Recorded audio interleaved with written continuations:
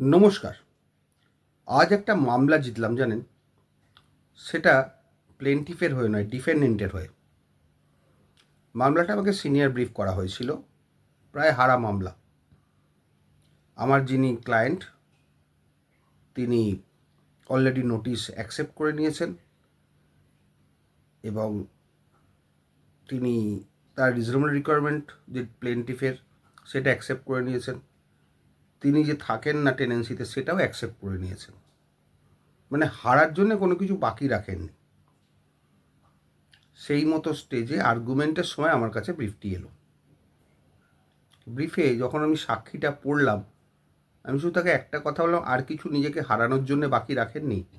সবই তো বলে দিয়েছেন, তাহলে আপনাকে আমি জেতাবো কীভাবে? তিনি বললেন, না স্যার, আপনি একটু দেখুন ব্যাপারটা। দেখবোটা কি, দেখে করার কিছু নেই, আপনি অলরেডি সব শেষ করে এসছেন আমার কাছে। জাস্ট চুল্লিতে ঢোকার আগের স্টেজে আমার কাছে দাঁড়িয়ে আছে, শুয়ে অবস্থায়, দাঁড়িয়ে নয় শুয়ে। তা আপনাকে কী করে আমি বাঁচাবো? তা উনি বললেন, না স্যার, আপনি দেখুন। অনেক স্টাডি করলাম কিন্তু কোনো রাস্তা খুঁজে পেলাম না। কারণ যেখানে notice admitted, notice 1 clear month notice, সব কিছু ঠিক আছে, নোটিশ অ্যাকসেপ্টেড, নোটিশের উনি আবার রিপ্লাইও দিয়েছেন, সব কিছু করেছেন। সুতরাং কোনোভাবেই নোটিশ পয়েন্টে ওড়ানো যাবে না।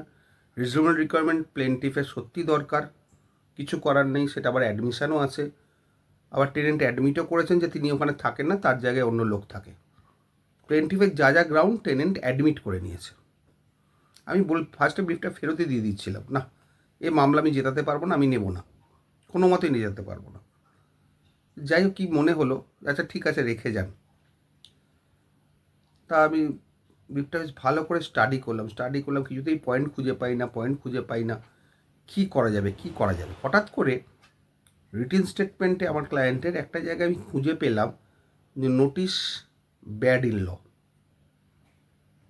কেন ব্যাড ইন ল? ক্লায়েন্টকে জিজ্ঞেস করলাম। ক্লায়েন্ট বলল, আমি বলতে পারবো না, আমার আগের উকিলবাবু লিখেছেন ব্যাড ইন ল, তাই জন্য ব্যাড ইন ল। তা আমি চেষ্টা করি, হঠাৎ করে আমার নজরে এলো একটাই ডিফেক্ট। টেনেন্সিটা হচ্ছে বাংলা ক্যালেন্ডার মান্থ অনুযায়ী, বেঙ্গলি ক্যালেন্ডার মান্থ। মানে জানুয়ারি ফেব্রুয়ারি মার্চের ভাড়া নয়, বৈশাখ ভাড়া জ্যৈষ্ঠতে, জ্যৈষ্ঠের ভাড়া আষাঢ়ে, আষাঢ়ের ভাড়া শ্রাবণ, এরমভাবে করা হয়েছিল। কিন্তু যে নোটিশটা দেওয়া হয়েছিল সেটা ইংলিশ ক্যালেন্ডার মান্থ অনুযায়ী দেওয়া হয়েছে। সেটা দেখে ভাবলাম, যাক, অন্তত এই ক্লায়েন্টটাকে বাঁচিয়ে দিয়ে যাবে এই যাত্রায়। এবং এই পয়েন্টে আর্গুমেন্ট করে বলতে নেই, আলটিমেটলি ওই একটা পয়েন্ট সাকসিড করতে পারলাম, বা কোর্টের কাছে এস্টাবলিশ করতে পারলাম যে নোটিশটা রিয়েলি ব্যাড ইন ল। কারণ বেঙ্গলি ক্যালেন্ডার মান্থ অনুযায়ী টেনেন্সি হলে নোটিশটাও হবে বেঙ্গলি ক্যালেন্ডার মান্থ অনুযায়ী। মানে বৈশাখ মাসে নোটিশ দিলে যদি টেনেন্ট বৈশাখ মাসে নোটিশটা পেয়ে যায়, জ্যৈষ্ঠ মাস বাদ দিয়ে আষাঢ় মাসে মামলাটা ফাইল করতে হবে। কিন্তু এটা হয়নি, এটা সম্পূর্ণভাবে ইংলিশ ক্যালেন্ডার মান্থ অনুযায়ী হয়েছে। সুতরাং এই যাত্রায় মামলাটি ডিসমিসড হলো, ক্লায়েন্টকে বাঁচালাম। বলে দিলাম, পরের বার কিন্তু হয়তো আর বাঁচাতে পারবো না, কারণ এই একটা পয়েন্টে পরের বারও ওনারা ফ্রেশ মামলা করতে পারেন। এটা কিন্তু মাথায় রাখবেন, নয় অ্যাপিলে যেতে পারেন ল্যান্ডলর্ড, অথবা ফ্রেশ কজ অফ অ্যাকশানে কিন্তু ফ্রেশ মামলাও করা যায়।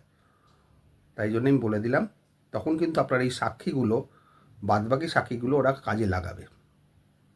সুতরাং আপনি ঠিকমতো থাকুন, পরের বার যদি মামলা হয় প্রথম থেকে আসবেন, আমি দেখব যদি অন্য কোনোভাবে বাঁচানো যায়। প্লেন্টিফের জন্য খারাপ লাগছিল, বিশ্বাস করুন, ল্যান্ডলর্ডের জন্য সত্যিই খারাপ লাগছিল। ওরা চলেছিল, ভালোই লড়েছিল, করেও ছিল। আমার ক্লায়েন্টের নির্বুদ্ধিতার জন্য ওরা জিততে পারলো না, শুধু পয়েন্ট অফ ল একটা জায়গাতে। বেঙ্গলি ক্যালেন্ডার মান্থ অনুযায়ী ওরা নোটিশ অফ এভিকশান করেনি, ইংলিশ ক্যালেন্ডার মান্থ অনুযায়ী করেছে। সুতরাং একটা কথা সবসময় বলবো লয়ারদের বা আমার বন্ধুদের বা ক্লায়েন্টদের, চোখ কান খোলা রেখে মামলা করবেন বা মামলা লড়বেন।